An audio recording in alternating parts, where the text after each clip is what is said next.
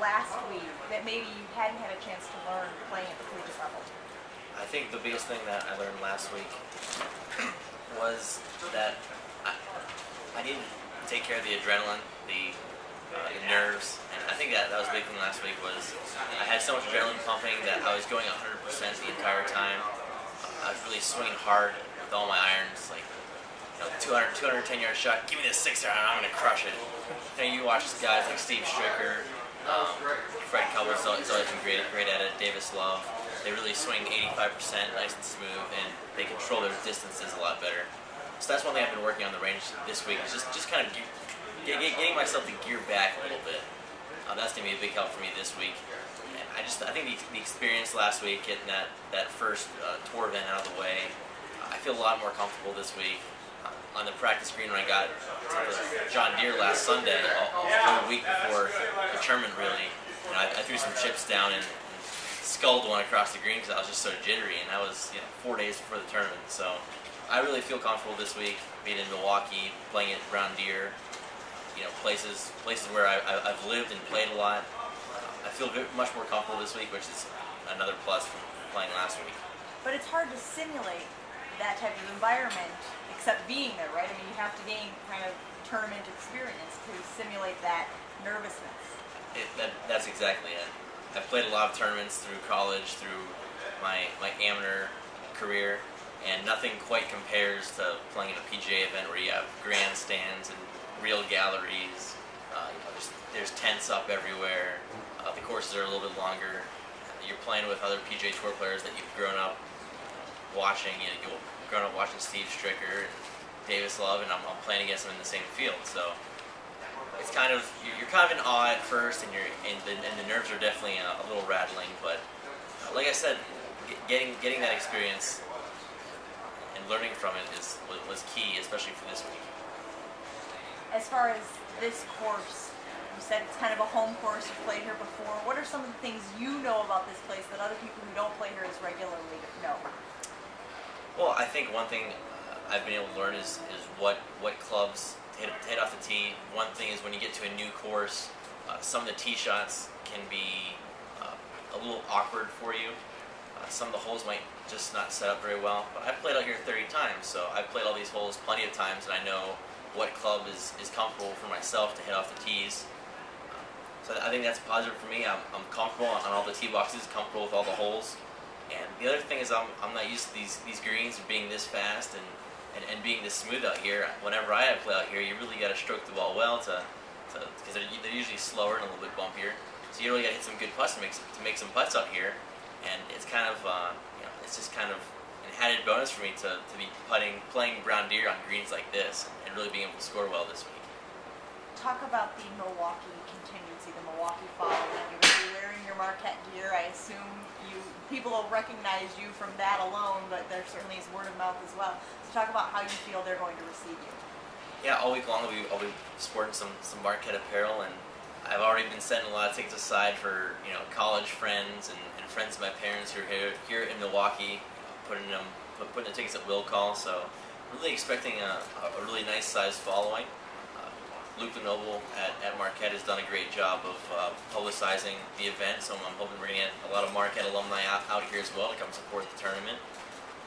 I'm not sure yet because I haven't experienced it if playing in front of a lot of people that I know is going to be different than playing in front of a bunch of strangers. But you just got to kind of put the horse blinders on, get tunnel vision and stay focused through the round and do what you have to do to shoot the best score possible, and not really try as best you can to not let the surroundings affect you.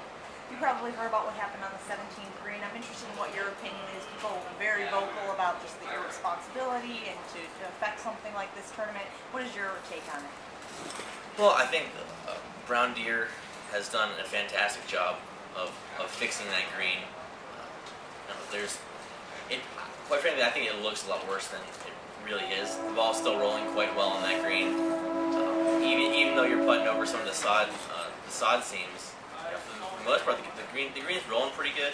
And it's really a shame someone decided that to take a quad to the green and kind of ruin that whole green for the week and ruin the experience for a lot of people. But Some people just don't think. So there's nothing you can do about it except go forward and fix the green. And around here's done a fantastic job doing that. Talk about some of the perks and the fringe benefits to playing at a PGA Tour event. It's got to be pretty easy for an amateur to get used to, isn't it? Oh, absolutely.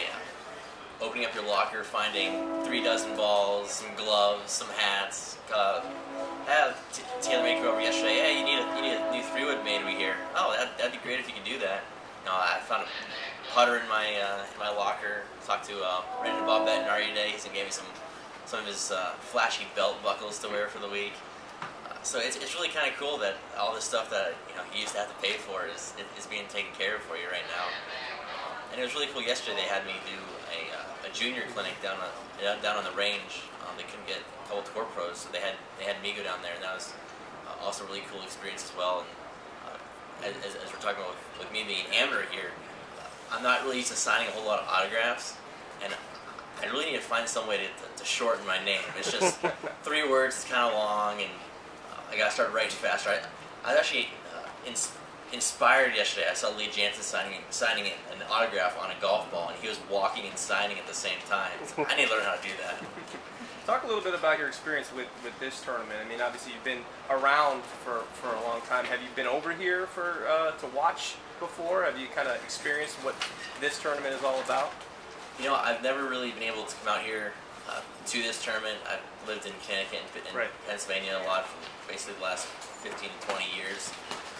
So I've never been in town for the tournament. It's always a tournament I like to watch on TV because it's a course that I've played a lot in my lifetime. This is a course when I was younger, we'd come back to visit Milwaukee, and this is the one of the courses that we'd come play because it's public and it's also a really nice course, and they've always been great about junior golf out here as well. So in that aspect, I've always had a certain special interest for this tournament, and it's always been near to my heart. With the future of it a little bit up in the air at this point, what kind of disappointment would it be, for you and other amateurs that have played so much in Milwaukee, if this tournament wasn't around, in the future?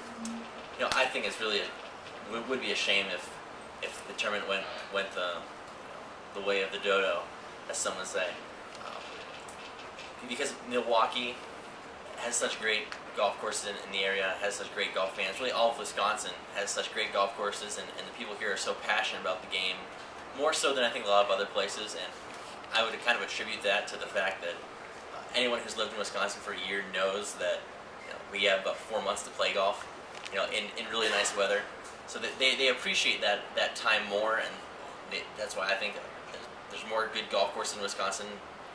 Wisconsin, as someone has told me, has the highest percentage of people in the state who play golf.